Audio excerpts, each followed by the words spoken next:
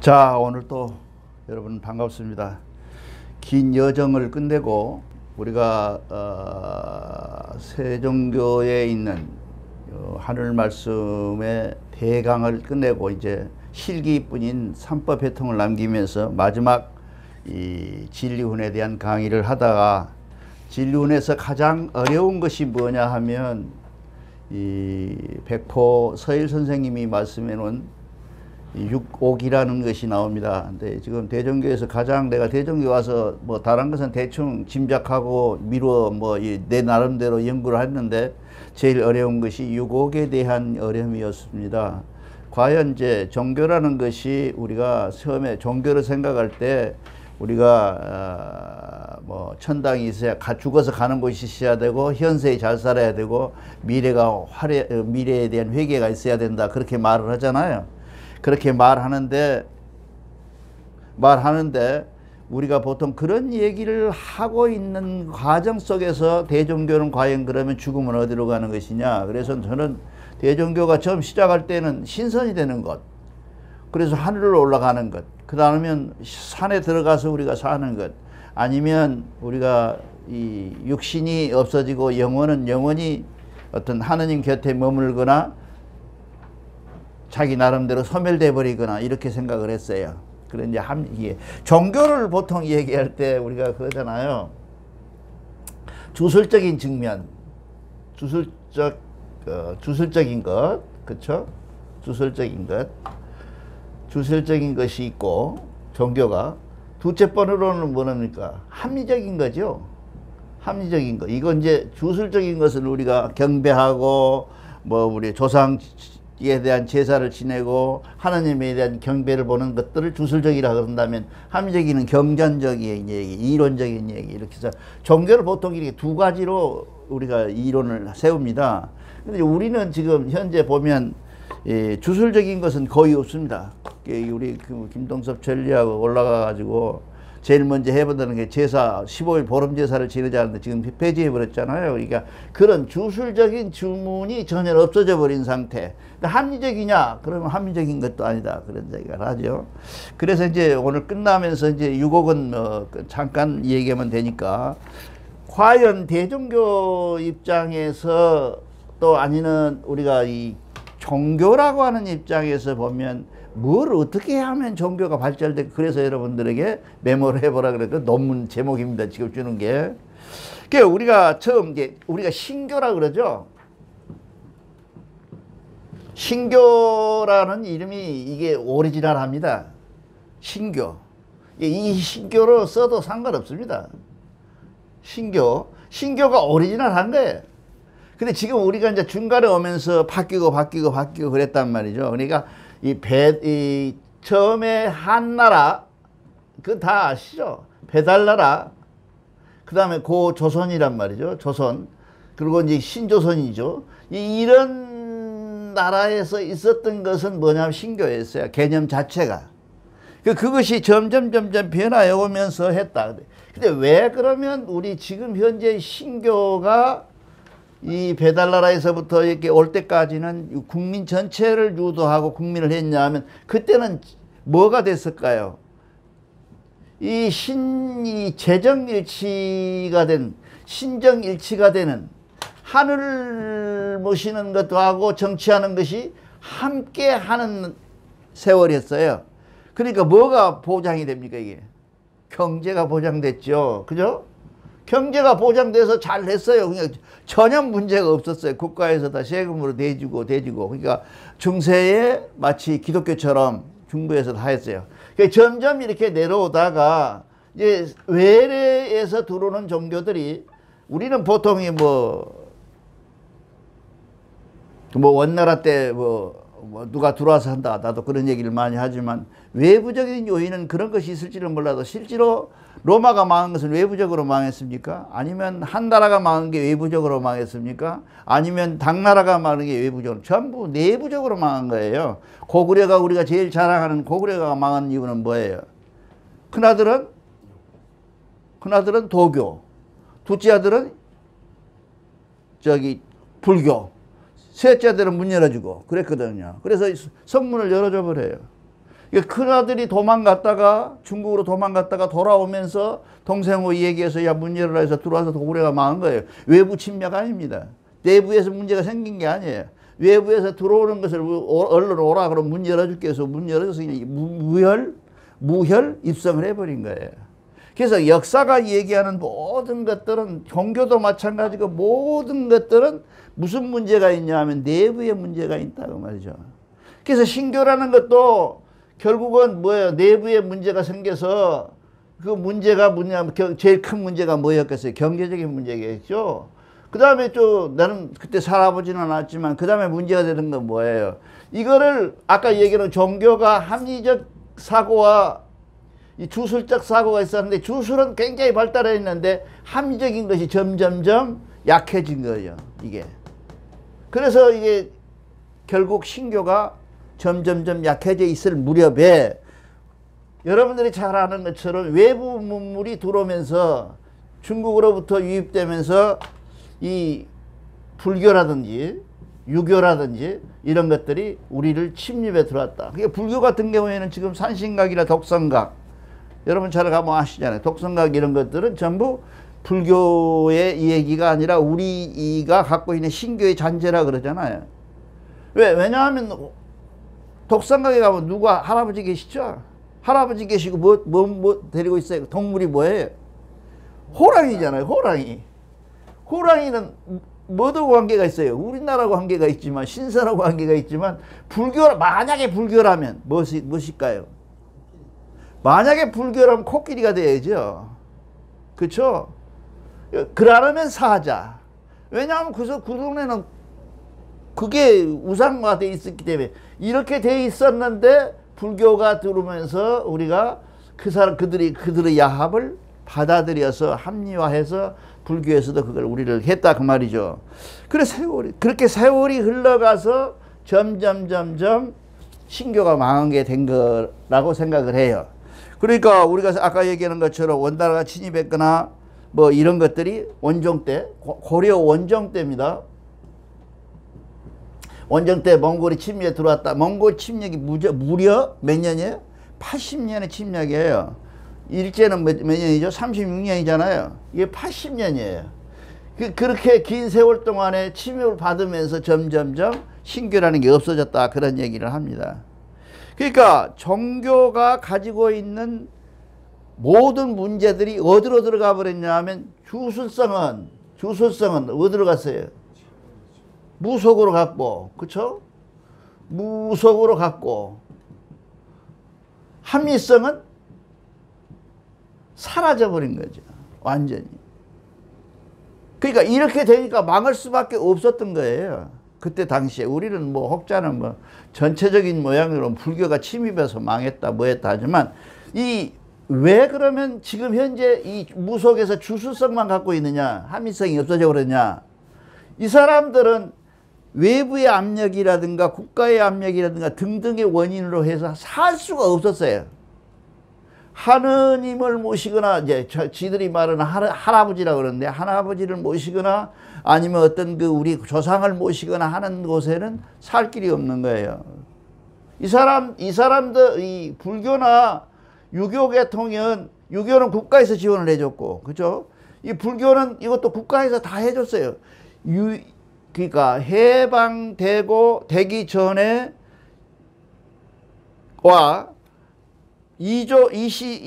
조선이라고 하는 나라가 후기조선이라는 나라가 세웠을 때 고려가 망했을 때 불교의 땅은 국가 땅보다 더 많았다 그래요. 그러니까 이 사람들 먹고 살죠. 근데 우리 같은 이 무속인은 살 방법이 없는 거예요. 그래서 주술성만 남아있어. 이게 뭐예요? 생활 방편이잖아요. 방편이니까 방편만 남아있는 거예요. 그거를 우리는 지금 대종교에서는 그걸 굉장히 취약시하고 나쁘다. 저거 아주 유치하다 그렇게 말하지만 신교의 원형은 그래도 그나마 그들이 지키고 있다 그런 얘기예요. 이거 우리가 깊이 생각해 봐야 돼요. 이거를 또 불교는 뭐예요? 불교에서는 뭐예요? 불교에서는 또 그러죠. 이 무속인들하고 야합을 하려고 불교식 유속이라 해서 불교 무속인 속에 뭐가 다 들어가 버렸어요? 부처님이 다 입주해 버렸어요. 대종교 지방에 가보면 반은 부처도 아니고 관세음을 많이 모시더라고. 가서 보니까 관세음을 모시고 반은 자기들 말로 속칭 할아버지 모시고 있다. 이런 형태로 바뀌었어요. 이것이 오늘날의 현실이고 우리가 앞으로 소도가 지향해 나갈 어떻게 하면 되겠느냐. 그래서 이 사람들은 무속인들을 데려다가 뭐라 하냐면 정부 지원금 말고 불교에서 지원한 것만 해도 몇십억 대예요. 몇백 대예요. 이 애들이. 무속인들이. 약 지금 30만 모이고 있죠. 이거 언제 이 조직이 됐냐면 그 불교나 정부 조직이 됐냐면 김영삼 대통령 때 불리했어요. 선거가. 그때 아이디어를 낸 사람이 어떤 사람이 무속인들을 동원해서 우리 편으로 끌어올리면 그 사람들이 갖고 있는 신도들까지 다 끌어오니까 30 곱하기 30은 뭐예요? 900만 선거인으로 투표인으로 이 정도 들으면 선거에 좌우할 수 있다. 보통 최고로 멍청이 같은 놈이 야당 대통령이 돼서 선거를 해도 500만 표거든요. 그 사람이 누구예요? 정아무개라고 전라북도 놈이 했을 때 아나운서 출신 있잖아요. 그 사람이 했을 때 결국 최고 그 강한 압박과 그 군사정권 때도 60만 밖에 안 됐어요. 차이가. 야당 표가. 근데 500만 표 그래도 돌아다녀 이 자식이. 이렇게 졌어. 이건 뭔 얘기냐면 게임이 안 됐다는 얘기. 인물 게임에 졌다는 거예요. 이런 상태였을 때 이전에 김영삼 대통령이 이걸 만들었어요. 그래서 약 30만 정도를 모아가지고 난 생각도 못했어요. 여러분 생각 어때요? 30만이면 너무 많다고 생각하죠. 미안하지만 이게 적대요. 60만을 봐요. 지금 현재 무속인들을. 이 30만 무속인들을 했는데 이 사람이 정부에서 지원을 해주면서 어디다가 갖다 보니까 불교에서 보니까 무지무지 모이거든요. 아, 아니겠구나. 그래서 불교에서 이 불교 본부에서 이 무속인을 지원하기 시작해요. 그래서 지금 현재 보면 그 사람들은 전부 불교를 모시게 돼 있어요. 관세음을 모시고 대부분 모시고 그러면 또 어떤 데는 이제 또 약사열애라 그러죠. 약사라 그러죠. 약사열애를 모시고 이 열애나 이 보살들은 전부 남자지 여자는 없습니다. 다 남자인데 열애를 여자라고 자꾸 그러더라고 사람들이. 옷도 화려하게 입었잖아요 그 사람이. 이게 그런데 그래서 우리가 지금 현재 해야 될 일이 그나마도 우리에게 신교의 잔재가 남아있는 것은 주술성을 주로 한 무속인들한테 남아있다. 이걸 꼭 의식해야 돼요. 우리 이 신교라는 게 이게 이 사람들이 갖고 있는 것이 합리성이 떨어진다면 합리성을 주입해 줘야 되는 의무가 우리에게 있다 그 말이죠. 이해가요? 이게 분명히 우리가 짚고 넘어가야 돼. 그렇게 해서 이 주술성에만 매달리고 있는 그 무속인들을 합리성을 더 주입해 가지고 이 사람들을 정상 종교인으로 교체해 줘야 돼요. 교육해 줘야 돼요. 가르쳐 줘야 돼요. 이거를 우리가 갖고 있다 그런 얘기야. 그래서 이 시간을 마련한 겁니다. 그렇게 해서 만약에 그렇다면은 우리가 지금 이제 1909년 그쵸? 1909년 음력 1월 15일 12시 예, 자정에 대종교를 뭐 했어요? 중강했잖아요. 중강해서 오늘날 대종교예요 이게. 대종교는 대종교라는 이름을 지난번에도 말씀드렸지만 홍암이 만든 글씨가 아니에요.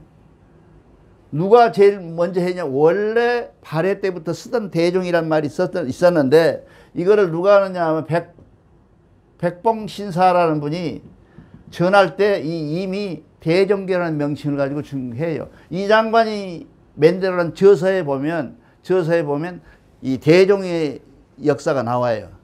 그러니까 이미 있었던 말이에요. 홍암이 새로 지었다고 자꾸들 그러는데 그렇잖아요. 그러고 왜 하필이면 왜 대종이라고 했냐. 그런 뜻은 아닙니다. 그래서 1909년 5월 15일 날에 대종교를 만들었을 당시에 문제가 뭐냐면 첫째, 이게 대종교를 다시 한번 생각해 봐야 돼요. 이 사람들은 독립을 위한 독립군들이 모인 것이에요. 대부분의 사람들이 독립을 의식하고 모인 거예요. 그 속에는, 독립군 속에는 뭘, 독립을 하려고 하니까, 우리가 남이가 하려고 하니까 뭘 우리를 뽑아냈겠어요? 역사를 거론하기 시작했죠. 역사를 끌어낸 거죠.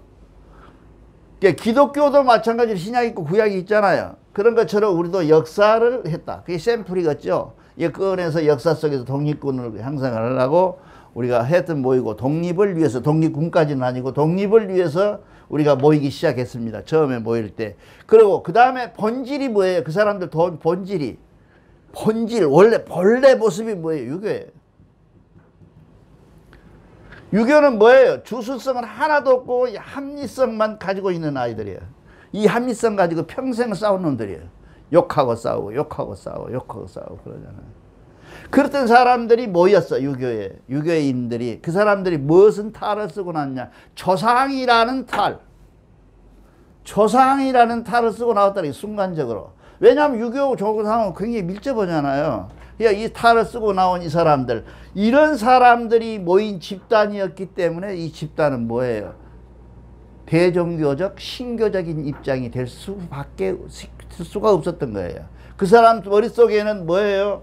수지 발모라든지 머리카락이 부모로 드나서 뽑으면 안 된다는 이런 말로 전철돼서 평생을 나서부터 그때까지 했던 사람들이 갑자기 둔갑을 해가지고 신교라고 하는 아주 독특한 우리 조상의 종교를 연구해본 바도 없고 들은 바도 없으며 철저히 차단되어 있던, 외래 문화로부터 차단되어 있던 그 문화를 들어와서 문화 속에 와서 우리가 없어져 버리는 것을 들고 일어나서 하니까, 홍암 그 다음에 무원종사님은 이해를 했어요. 근데 무원종사님은 뭘 대했냐면 역사를 보충해 줬고, 홍암은 뭐예요? 주술성 및 합리성을 갖고 있는 사람이기 때문에 이걸 합해 가지고 하나의 종교화한 거예요. 그것이 만들어진 것이 이거예요. 종교 이 책이에요. 이렇게 됐으니까 여기서 우리가 깊이 생각해 볼 것은, 처음부터 발생한 초기서부터 대종교라고 하는 것은 사생하다 그 말이에요. 왜? 우스갯소리로 내가 이걸 넣고 12시 넣고 찍고 사주를 봐보면 첫째가 나오는 게 뭐예요? 분쟁 나오죠. 분쟁. 안 찾아봤어요? 안 봐봤어요? 딱 분쟁 나옵니다. 이따가 끝나고 한번 해볼까요? 분쟁 나옵니다. 예, 분쟁한다 그지 지금. 우리가 분쟁한다고 하는 것은 이 사람들이 갖고 있는 형태가 분쟁이 되면, 이제 서로 다툼이 되면 뭐였어요? 철저한 유교적 사고로 돌아가 버린 거죠. 그래서 우리 경전에 보면 참전경영의 부분이 다시 고쳤다고 그래요. 그거를. 그 고친 것을 보면 전부 유교적이에요. 유교에서 오는 얘기들 고쳐 있어요. 그래서 제가 참전경영에 대해서 문제를 많이 제시했던 거고요. 그렇게 돼 있다고 말이죠. 그렇게 되면 이 사람들은 뭐냐면 실사구시라는 양명학 아시죠? 양명학에 들어와 있는 실사구시라는 것을 철저히 배격한, 그리고 그 싸운 놈들이에요. 현실적으로 농업하는 사람이라든가 공업하는 사람이라든가 공업한 사람들인가 아니면 어떤 생산적 활동을 하는 그런 사람들에게는 철저히 배격하고 천시하고 전대시하면서 이 앞뒤로 흔들면서 공정을 맹자하는 놈들만 모았던 그 시대 사람들이 이 대종교를 모아놓으니까 대부분 사람들이 99%가 전부 뭐가 됐겠어요? 99%가 유교가 됐다고 말이죠. 그러니까 신교하고는 아무 상관이 없는, 절대적으로 비슷하지도 않는 그런 상황이 벌어지게 된 거예요. 그러니까 제가 늘 얘기하잖아요. 태어날 때부터 사생하였다. 태어날 때부터 잘못 태어났다. 이렇게 얘기를 한 겁니다.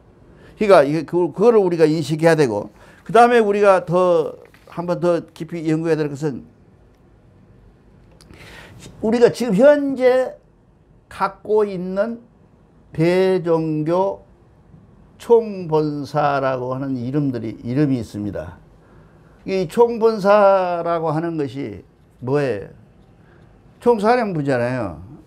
이렇게 사자를 이렇게 쓰니까 사령부단 말이죠. 이렇게 이게 아직도 독립군으로서 살아야 될 그 사람들을 벗어나지 못한다. 그러니까 교우들도 뭐 자랑 입만 뻗거든 청사를 쌓으면 우리가 했어. 또 홍구 전투를 우리가 했어. 이렇게 하잖아요. 자유시 전투도 우리가 했어. 그러잖아요.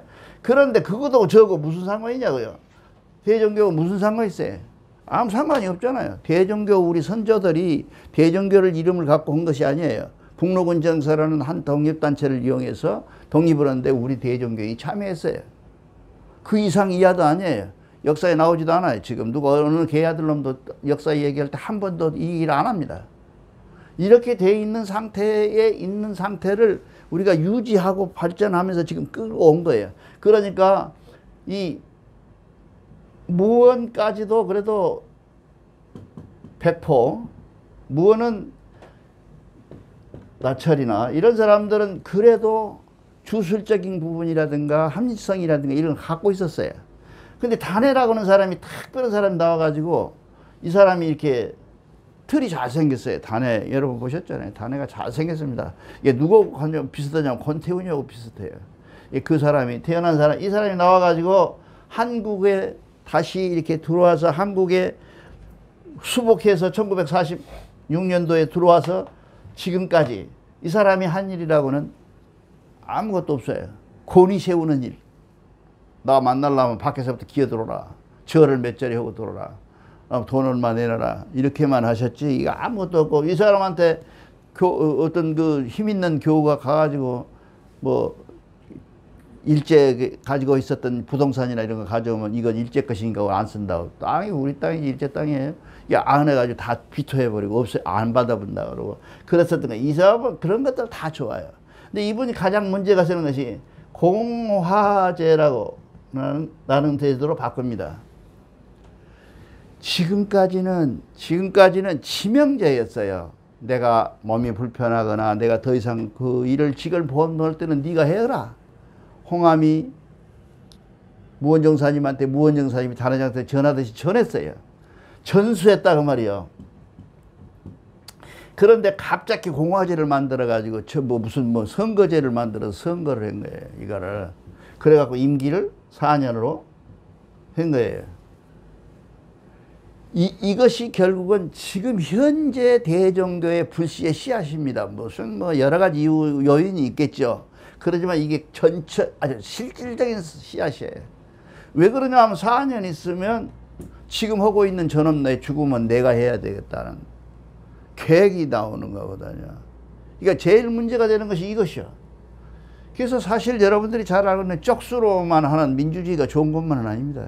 굉장히 제약이 많아요. 이렇게 4년제를 하니까 나도 나이가 지금 내가 70살 먹었는데 내가 저 사람 죽고 나면 74살에 내가 해야지 하고 시작을 하니까 그 밑에다 바닥을 쳐서 저놈이 흔들흔들하면 흔들어버리고 해가지고 계속 분쟁이 됐던 거예요. 그 다음에 이것이 무슨 문제로 바뀌었냐 하면 지도자를 뽑는 것이 아니라 돈 내놔라. 1억씩 내놔라. 그러면 총정계 나눠 먹자. 이런 얘기도 있었어요. 그 아내가. 그래서 누가 냈어요? 김방겸이라는 겸이라는 이분은 내놨어요. 1억을. 근데 탄천 누굽니까? 그분들은 끝까지 안 내놨어요. 누구 했냐? 옥섬이라는 사람하고 이 김방겸이하고 이영재하고 이영재 선생님하고 세 분이 모아서 결의를 했어요. 이렇게 되니까 이제 완전히 대종교의 권위나 이런 것들은 땅끝으로 떨어져 버린 거죠. 그거를 지금 누가 들고 나서 어떤 사람이 들고 나와서 어떤 분이 그거를 하냐 해도 안 되는 거예요. 이제 차가 똥차돼서 그거 안 됩니다. 그 다음에 이게 문제가 되냐면 제일로 문제가 됐던 게 이제 끝으로 문제가 됐던 게 뭐 문제가 되냐면 신앙에 주체가 없다는 것이요. 이게 제일 큰 문제였었죠. 또 이제 이런 문제를 가지고 왜 저걸 하겠냐, 논문을 하나 쓰라고 누가. 신앙의 주체가 뭐예요? 우리는 단군으로 돼 있잖아요. 그래, 경제를 잘 읽어보니까 단군은 한 번도 나온 바 없고 전부 하나님으로 돼 있는 거거든요. 상제, 하나님, 한얼림, 그쵸? 이런 것들로 돼 있고 단군은 나와 있지 않다고 말이죠. 그러니까 이렇게 돼 있으면 우리가 이제 잘못된 것을 잘못되다고 인정을 하고 그걸 버리는 것이 아니라 고칠 필요가 있다. 바꿀 필요가 있는데 이거 죽어도 못 바꾸는 거예요, 단군. 기도해 보니까 이 사람이 나와가지고 지 꿈에 나왔다. 이거 내 사진, 여러분한테 장담하죠. 이제 이 다음에 앞으로 해보겠지만 내 사진을 놓고 기도하면 내가 나와요. 아니, 여기 계시는 여러분들이 기도를 할 때 벽에다 붙여놓고 내 사진을 붙여놓으면 내가 나와. 근데 이 사람이 나올 수밖에 없잖아. 이 사람 앞에서 하고 있으니까. 왜 그거를 영어로 이미지라고 그러잖아요. 내 마음속에 각인이 되어 있는 각이 뭐예요? 나는 말이죠. 내가 늘 여기서 여러 번 얘기했을 겁니다. 아마. 미국에서 다민족이 모여서 살잖아요. 그래서 예수를 한번 그려봐라. 예수를 그려봐라 그랬더니 백인은 하얗게 그리고 황색은 노란색을 칠하더니 얼굴에다가 흑인은 까맣게 그려요. 그럼 왜 그러냐? 내가 본 거울의 사진이 내 상이 그렇게 나타나 있는 거예요. 나를 중심으로 한 하나님이기 때문에 하나님이 계신지 안 계신지 여러분들 안 봤잖아요. 그럼 결국은 내가 의지하고 믿는 것을 하나님으로 대상화했을 뿐이단 말이에요. 신앙이라는 게 그런 거 아니에요. 그러니까 결국은 우리는 우리 입장에서 보면 하나님이라고 하는 것이 정상이었는데 그거를 단군이라고 세워놓으니까 나중에 역사에 밝혀보니까 단군이 48명이나 되는다네? 그럼 모노도한 게 진짜 단군이에요. 라고 의심하기 시작하니까 강화의 할머니 같은 경우에는 내가 가서 사진이 보니까 우리 사진이 아니야. 국가에서 지정된 단군상이 아니야. 그래서 내가 여쭤보고 막걸리 한 잔 먹고 물어보니까 이강령이라고 하는 그 단군 모시는 할머니가, 강화의 할머니가 뭐라 그러냐면 꿈을 꾸어서 꿈 그대로 그랬는데 그랬다 이거. 그 사람 어떻게 만났는데 그랬더니 내가 생각해 보기에는 그 단군은 단군의 아들 중에 한 분이셔. 근데 본인은 뭐 처다들이라 그러는데 내가 보기에 부르는 아닐까. 부르가 왜 나타나 이게. 그러니까 부르가 아니고 그런 것이다. 이렇게 돼서 단군이 여러 가지 형태로 막 나타나기 시작한다 이 말이야. 이렇게 되니까 이 천진을 우리가 어떻게 하면 좋겠느냐. 천진을 과연 천진을 없애버리자. 왜 천진에다 절해야 그런 얘기가 아닙니다. 종교가 가질 수 있는 게, 자 마지막으로 끝으로 이제 본론으로 들어가기 전에 서로는 마지막으로 뭐냐면 우리가 하나님의 모습, 합리적인 하나님의 모습은 뭐예요? 하나님의 모습은 뭡니까? 말씀 없이 말씀하시고 실행함이 없이 실행하시고, 그렇죠? 법이 없이 보고, 이러한 세 조건을 가지고 있는 하나님이신데 그 하나님의 모습이 그거를 형태화해서 좋을 것이냐 나쁠 것이냐.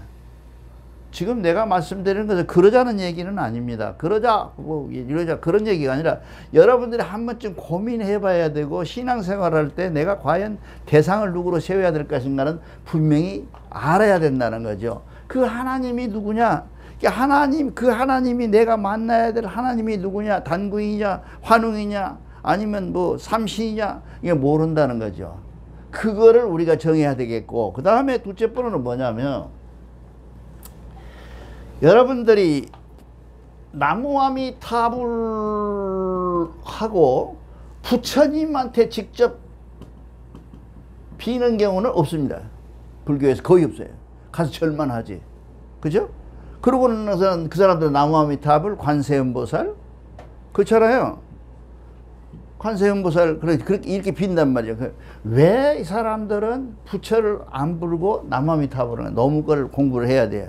해야 되냐는 결정적인 요인이 뭘까요?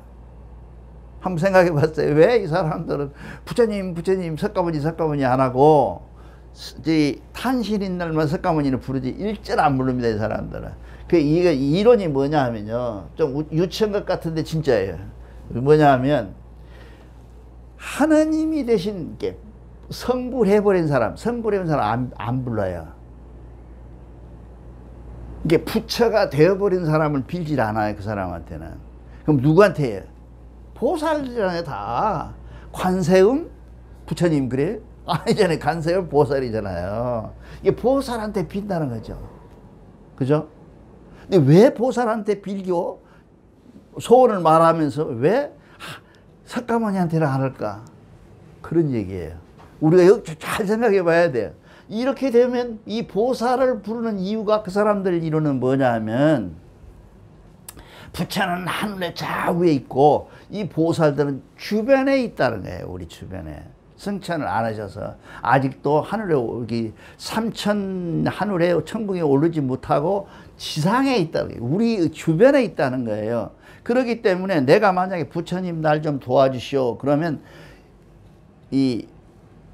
그 소리가 타고 올라가 가지고 부처님한테 통화하는 갔다 오면 몇 년 걸린다 그 말이죠. 근데 이 사람은 주변에 있기 때문에 몇 시간 안에 우리가 영접할 수가 있다는 거예요. 좀 누가 웃은 거 보니까 유치하다는 게 사실이에요. 부처님 중들은 이것도 몰라. 이렇게 돼서 보살이라고 하는 제도가, 관계가, 보살이라고 하는 것을 가서 관세음 보살, 뭐 지장 보살, 전 보살이잖아요. 여러분들 가봐봐.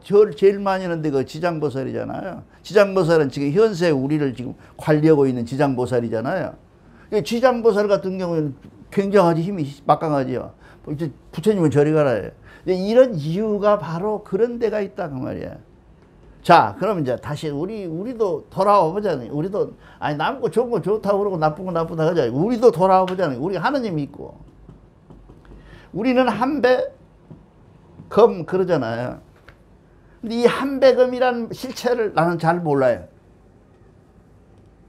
뭐 배짱을 어쩌고저쩌고 해가지고 이래서 우리의 조상의 신, 최초 조상의 신을 한배검이라 할 것이다 라고 추상할 뿐이에요. 근데 우리 경전에 가장 또렷하게 나와 있는 게 뭐냐면 삼선 사령이에요.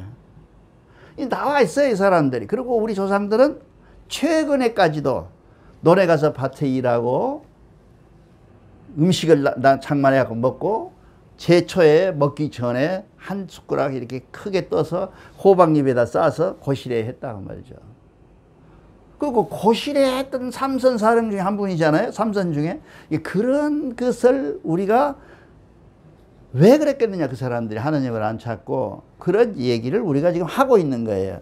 그래서 꼭 우리는 어쩌자 저쩌자 하는 어떤 결론을 얘기하는 것이 아니라 대종교가 구조적으로 조정이 이런 것이 잘 못되어 있다는 거예요. 삼선사령은 누가 많이 부르냐 하면 무속인들이 많이 불러요. 근데 그 사람들이 삼선사령에서 어디로 가버렸어요? 식방으로 가버렸어요, 지금. 그래서 10가지 사천왕처럼 이렇게 모시는 상을 붙여놓고 하고 있어요. 근데 이런 것들을 우리가 삼선사령에 대한 개념을 완전히 갖추고 무속인들에게 해서 우리로 돌아오자, 우리 조선으로 돌아오자, 한국으로 돌아오자 해서 삼선사령으로 돌아오면, 삼선사령이면 7분이세요. 7분만 너무 많죠? 투머치 되죠. 충분한 기도처가 되는 건데 왜 우리가 이렇게 되어 있는지를 생각해 보는데, 여러분들 생각에는 어쩐지 몰라도 여러분 우리 4사람이 모이는 것은 귀한 사람들이에요. 이걸 아무도 몰라요. 대종교 아는 사람이 없어요. 모르기 때문에 그런 거다. 그렇게 해서 우리가 했다. 그 다음에 끝으로 참전개경을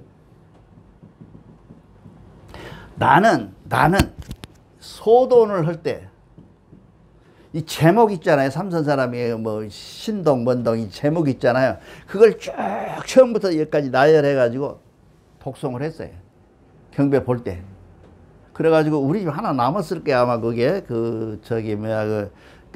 라미네이트 해가지고 비닐로 해놓은 게 있어요. 그렇게 해서 이걸 했어요. 왜 그랬냐 하면 경전의 종류에 따라서 받을 은혜가 다 달라요.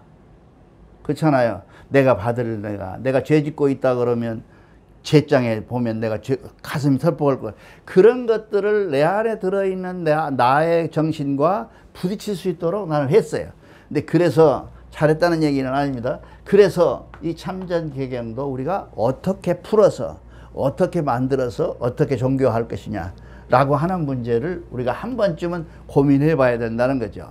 그래서 우리 대종교의 문제를 한번 검토해 본 겁니다.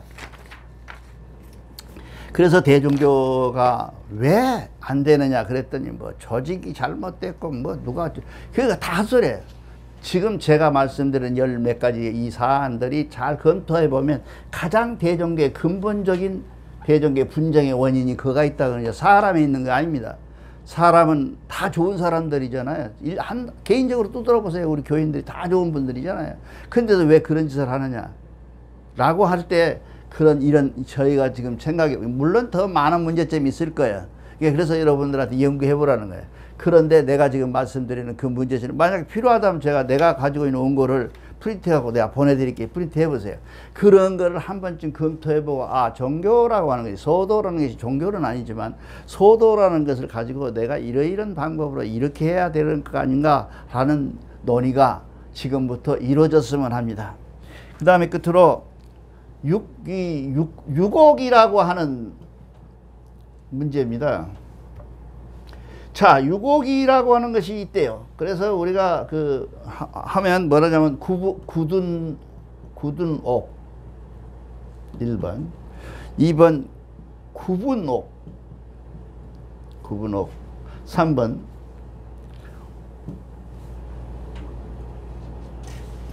흔들리는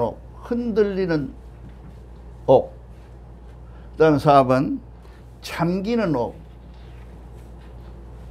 5번 떨리는 옥, 6번 어두운 옥이 있다는 거예요. 여러분 들어보셨어요? 이거 죽어도 찾아도 이런 말이 없어요. 지구에 존재하는 모든 경제를 찾아본 것은 절대 아니고 한 부분에 이렇게 찾아보면 과연 이런 말이 어디서 나왔을까? 내가 지금 백포 서일 종사님이 계시면 물어보고 싶어. 가장 먼저 물어보기 어디서 나온 거예요 이게? 아니면 종사님 스스로 원도 중에 얻은 답이요? 아니면 어떤 근거를 찾아서 한 압이요? 그러니까 주술적이고 합리적인 것까지 보살펴서 이거를 한번 물어보고 싶어요. 근데 이거도 비슷한 게 뭐냐면 육도라는 게 있어요. 어디가 있어요? 불교에가 있어요. 육도라고 그러죠. 육도. 우리 김동숙 전무님 아시죠? 육도가 있어요. 육도라는 게 뭐냐 하면 지옥도가 있고, 이게 비슷해요. 지옥도가 있고, 그 다음에 마귀도가 있고, 그 다음에 축생도가 있고, 그 다음에 뭡니까? 아수라도. 우리가 보통 아수라장이라고 그러잖아요. 아수도. 그 다음에 이제 인간도. 인간도. 그 다음에 천상도. 또가 있다고 해요. 이거 비슷하죠? 근데 이 육도라는 것은 무슨 말이냐 하면, 이게 잘 알아야 되게, 우리가 연구할 때 그런 생각을 하죠. 육도라는 게 뭐냐면, 죽어서 가는 곳이에요. 가는 곳. 그쵸? 육도는 지옥으로 가고요. 어떤 사람은 뭐예요? 마귀가 돼서 나타나고요.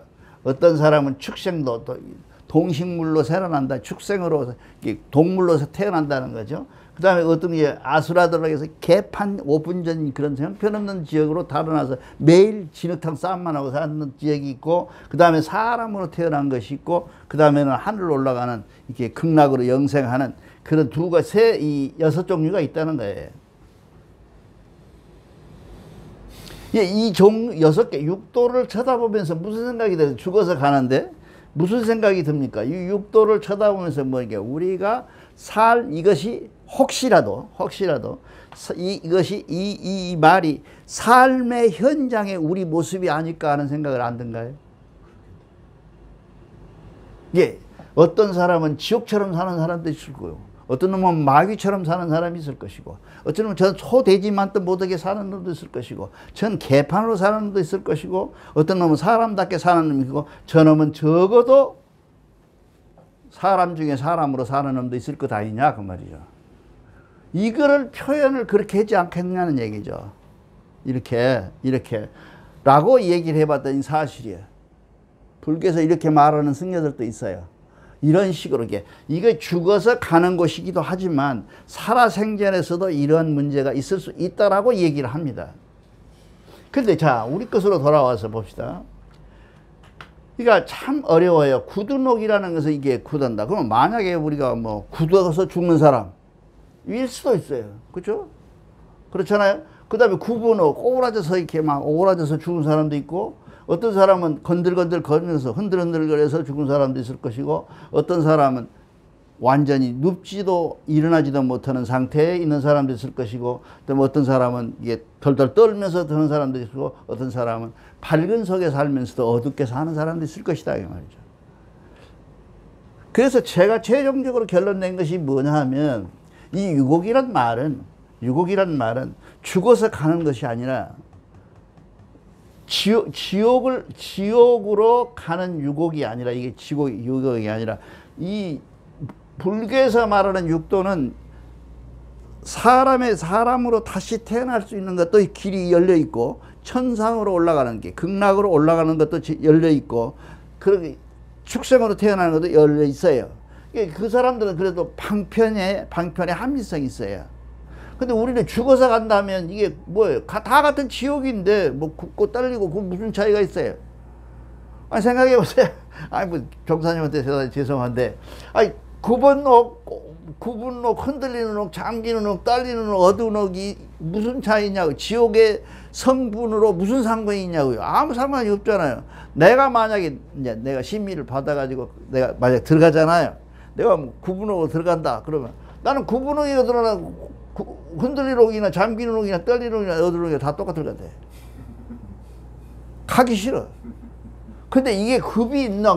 구분옥은 1급이고 2급이나 그런 것도 아니고, 이거 무엇을 얘기하고 있는 것인지는 모르는데 집어넣어놓고 후학들을 이렇게 고생시키는 사람이 있어. 그래서 거기서 고민을 많이 하거든요. 여러분들이 이제 오늘 그 마지막 판에 그 진리운 대문 끝에 제일 어려운 것이 이제 이걸 어려워서 이걸 여러분하고 이제 고민 한번 해보자는 뜻입니다. 과연 우리가 죽으면 우리는 어디로 가는 것이냐? 죽으면 어디로 간다고 생각을 하세요? 우리는 적어도 우리는 신선된 길이 있고요. 신선의 길이 있고, 그 다음에 산속에서 사는 길이 있고, 그 다음에 다시 사람으로 오래 사는 길도 있고 그래요. 우리 경전에 보면. 그래서 우리는 뭐라고 그랬어요? 경전에 다시 돌아가서 우리가 아까 얘기했죠. 합리적인 얘기를 해본다면 우리는 죽으면 어디로 가느냐 하면 하늘님이 계신 곳으로 간다. 곳으로 올라간다. 이게 합리적이에요, 가장. 그렇잖아요. 그럼 어떤 사람은 올라가고 어떤 사람이냐. 그래서 상철통, 중철지, 하철보하는 얘기가 나와요. 이 상철통은 이렇게 쓰죠. 하철은 이렇게 쓰고, 보는 이렇게 쓰죠. 이 세 가지의 원리에 따라서 사람이 살면은 조건 없이 하나님께서 하나님 곁으로 살게 된다 그 말이에요. 그게 아까 우리 천국 노래를 불렀을 때 얘기 나오잖아요. 이게 우리가 사는 데에 버들대골에 올라가서 산다 그러잖아요. 그런 내용을 갖고 있는데 여기서 만약에 떨어진 사람은 어떨 것이냐? 생각 안 해봤어요. 왜 이렇게? 아니 내가 하철보도 못하고 상철통도 못하고 하철보도 못하면 그럼 나는 어쩌란 말이냐? 근데 우리 동양의 사고나 우리의 사고들은 뭔 얘기냐 하면, 이렇게 되면 소멸되는 것이 아니라 영으로 남아버려요. 그러니까 이제 우리가 보통 이제 유교에서는 그걸 이제 어떻게 얘기를 하나 하면, 유교에서는 영혼이 있으면 이 혼이 올라가는데 이 120년 되면 뭐예요? 흩어져 버린다 하잖아요. 없어져 버려요. 그냥 흔적도 없이.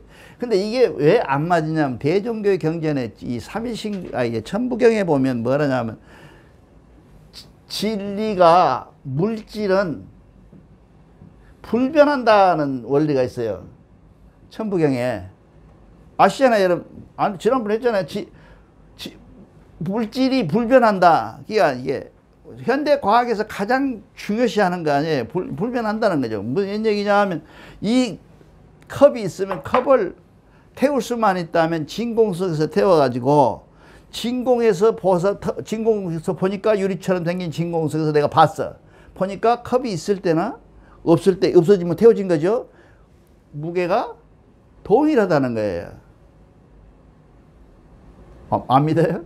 이게 내가 한 말이 아닌데 과학인데 이 물리학에서 배워요. 그러니까 질량 불변의 법칙이라 그러잖아요, 우리가. 질량 불변의 법칙에 보면 어떤 이게 우리가 지금 현재 생각해 봅시다. 어떤 사람은 그래요. 내가 그 노아의 방주할 때 제일 기분 나쁜 게 그거예요. 세상에 물이 만약에 몇 길로 전 지구로 덮었다라고 하면 그 물은 어디 갔어요? 그러니까 이게 합리적이, 이게 아까 얘기하는 것처럼 주술성도 중요하지만 합리성도 중요해요. 합리성이 있어야 되잖아요. 근데 노아가 방주가 돼서 떠서 그냥 뭐 비둘기란 말도 가짜고요. 이게 떴는